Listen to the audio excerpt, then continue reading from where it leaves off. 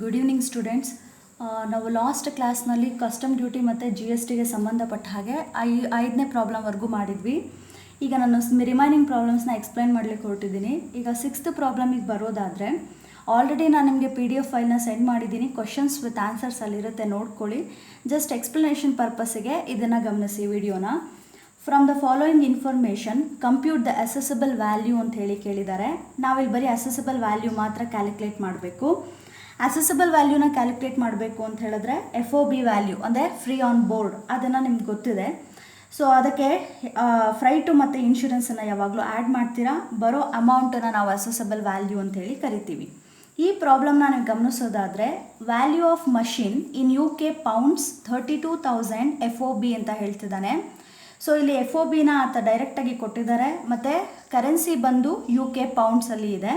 ನಾವು ಅದನ್ನು ಇಂಡಿಯನ್ ರೂಪಿಗೆ ಕನ್ವರ್ಟ್ ಮಾಡ್ಕೊಳ್ಬೇಕು.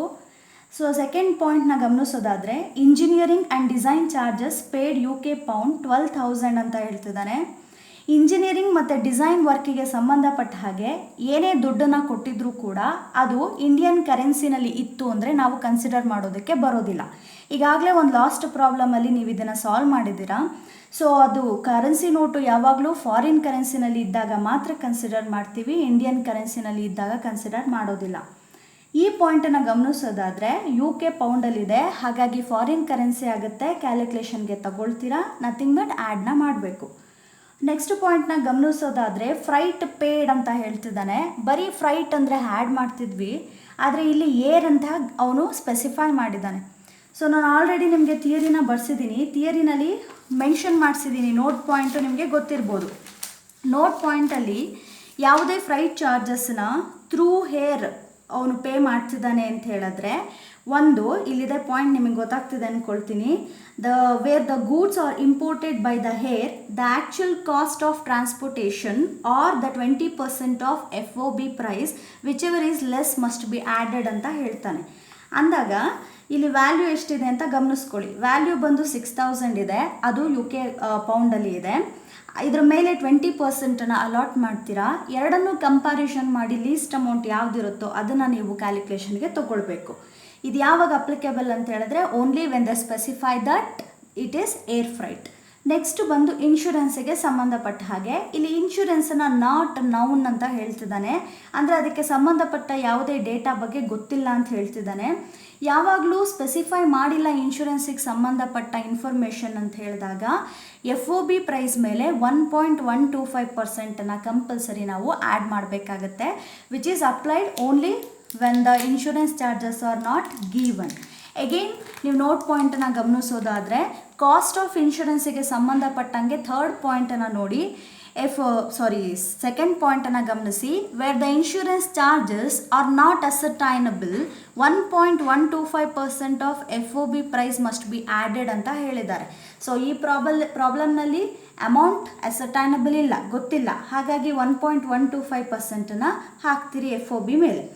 Next exchange rate announced by the central government is ₹68 per UK pound ಅಂತ ಹೇಳ್ತಿದ್ದಾನೆ. 1 UK ಪೌಂಡಿಗೆ ನಮ್ಮ ಇಂಡಿಯನ್ ಕರೆನ್ಸಿ 68 ರೂಪಾಯಿಗಳು ಈಕ್ವಲ್ ಆಗಿದೆ ಅಂತ ಹೇಳ್ತಿದ್ದಾನೆ.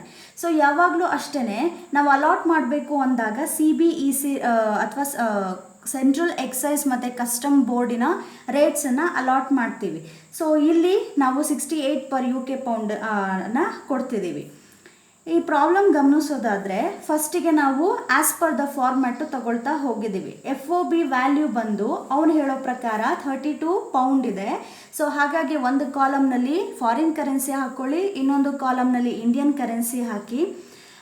FOB ವ್ಯಾಲ್ಯೂ 32,000 ಪೌಂಡಲ್ಲಿ ಬರಿತೀರಾ, ಯಾಕೆಂದರೆ ಅದು ಪೌಂಡಲ್ಲಿ ಕೊಟ್ಟಿರೋದ್ರಿಂದ. ಇಂಡಿಯನ್ ಕರೆನ್ಸಿಗೆ ಈಗ ಅದನ್ನ ಕನ್ವರ್ಷನ್ ಮಾಡ್ಕೊಳ್ತೀವಿ.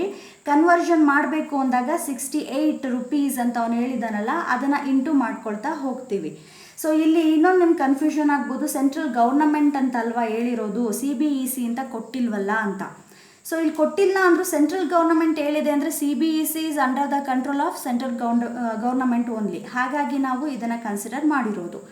ನೆಕ್ಸ್ಟು ನಾನು ಆಗಲೇ ಹೇಳಿದೆ ಇಂಜಿನಿಯರಿಂಗ್ ಮತ್ತು ಡಿಸೈನ್ ಚಾರ್ಜಸ್ಸು ಅಂಥೇಳಿ. ಸೊ ಇಲ್ಲಿ ಕರೆನ್ಸಿ ಬಂದು ಫಾರಿನ್ ಕರೆನ್ಸಿನಲ್ಲಿ ಇರೋದ್ರಿಂದ ಕನ್ಸಿಡರ್ ಮಾಡ್ತಿದ್ದೀವಿ. ಸೊ ಹಾಗಾಗಿ had engineering and design charges pound ಬಂದು 12,000 ಇದೆ, ಅದನ್ನು ಇಂಡಿಯನ್ ಕರೆನ್ಸಿಗೆ ಕನ್ವರ್ಷನ್ ಮಾಡ್ಕೊಳ್ಳಿ. ಕನ್ವರ್ಷನ್ ಹೇಗೆ ಮಾಡ್ಕೊಳ್ತೀರಾ ಅಂದರೆ 12,000 ಇಂಟು 68 ರುಪೀಸ್ಗೆ ಹಾಕಿದ್ರೆ 8,16,000 ಬರುತ್ತೆ. ಅದಾದ ನಂತರ as per the format freight add ಮಾಡ್ತೀವಿ, ಆಮೇಲೆ ಇನ್ಶೂರೆನ್ಸಿಗೆ ಹೋಗ್ತೀವಿ. ಸೊ ಇಲ್ಲಿ ಫ್ರೈಟ್ ಬಂದು ಏರ್ ಫ್ರೈಟ್ ಅಂತ ಸ್ಪೆಸಿಫೈ ಮಾಡಿರೋದ್ರಿಂದ ಇಲ್ಲಿ ಅಮೌಂಟ್ ಎಷ್ಟಿದೆ ನೋಡ್ಕೊಳ್ಳಿ. ವ್ಯಾಲ್ಯೂ ಬಂದು 6,000 ಪೌಂಡ್ ಇದೆ. ಹಾಗಾಗಿ ವ್ಯಾಲ್ಯೂ ಇನ್ನರ್ ಕಾಲಮ್ನಲ್ಲಿ 6,000 ತೊಗೊಂಡಿದ್ದೀನಿ.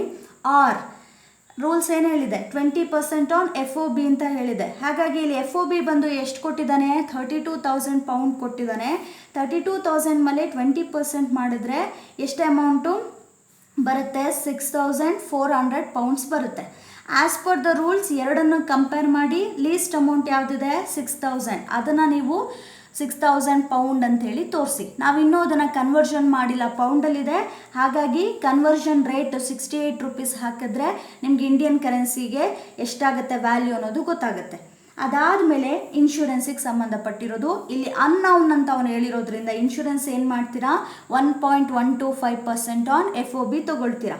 ಇಲ್ಲಿ FOB ಬಂದು 32,000 ಇರೋದ್ರಿಂದ 32,000 ಇಂಟು 1.125% ಡಿವೈಡೆಡ್ ಬೈ 100 ಮಾಡಿದ್ರೆ 360 UK ಪೌಂಡ್ ಬರುತ್ತೆ.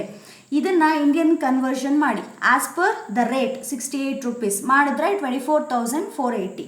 ಇದಾದ ನಂತರ as per the format last ನಾವು ಕಂಪಲ್ಸರಿ ಬರಿಬೇಕಾಗಿರೋದು ಲ್ಯಾಂಡಿಂಗ್ ಚಾರ್ಜಸ್. ಈ ಒಂದು ಅಸೆಸ್ಮೆಂಟ್ ಇಯರಲ್ಲಿ ಲ್ಯಾಂಡಿಂಗ್ ಚಾರ್ಜಸ್ನ ನಾವೆಲ್ಲೂ ಕನ್ಸಿಡರ್ ಮಾಡೋದಿಲ್ಲ, ಹಾಗಂತ ರೂಲ್ಸಿಂದ ಅದನ್ನು ಒಮಿಟು ಮಾಡಿಲ್ಲ. ಬಟ್ ಯಾವಾಗಲೂ ಅದನ್ನು 0 ವ್ಯಾಲ್ಯೂ ಅಂತೇಳಿ ತೋರಿಸ್ತಾರೆ. ಅದಕ್ಕೋಸ್ಕರ ನಾವು ಲ್ಯಾಂಡಿಂಗ್ ಚಾರ್ಜಸ್ನ ಕಂಪಲ್ಸರಿ ತೋರಿಸ್ಬೇಕು, ಆದರೆ 0 ವ್ಯಾಲ್ಯೂ ಅಂತ ಹೇಳಬೇಕು. ಅದಕ್ಕೆ ನಾವೇನು ಮಾಡಿದ್ದೀವಿ, ಆ್ಯಡ್ ಲ್ಯಾಂಡಿಂಗ್ ಚಾರ್ಜಸ್ ಅಟ್ 1% ಅಂತ ತಗೊಂಡಿದ್ದೀವಿ. ಈಗ ನಾವೇನು ಫಾರಿನ್ ಕರೆನ್ಸಿ ಮಾಡಿದ್ದೀವಿ ಮತ್ತು ಇಂಡಿಯನ್ ಕರೆನ್ಸಿಗೆ ಕನ್ವರ್ಷನ್ ಮಾಡಿದ್ದೀವಿ, ಎರಡನ್ನೂ ನೀವು ಆ್ಯಡ್ ಮಾಡ್ಕೊಳ್ಳಿ. ಬರೋ amount in foreign currency and in Indian currency ನಾವು ಅದನ್ನು ಅಸೆಸಬಲ್ ವ್ಯಾಲ್ಯೂ ಅಂಥೇಳಿ ಕರೆದ್ವಿ.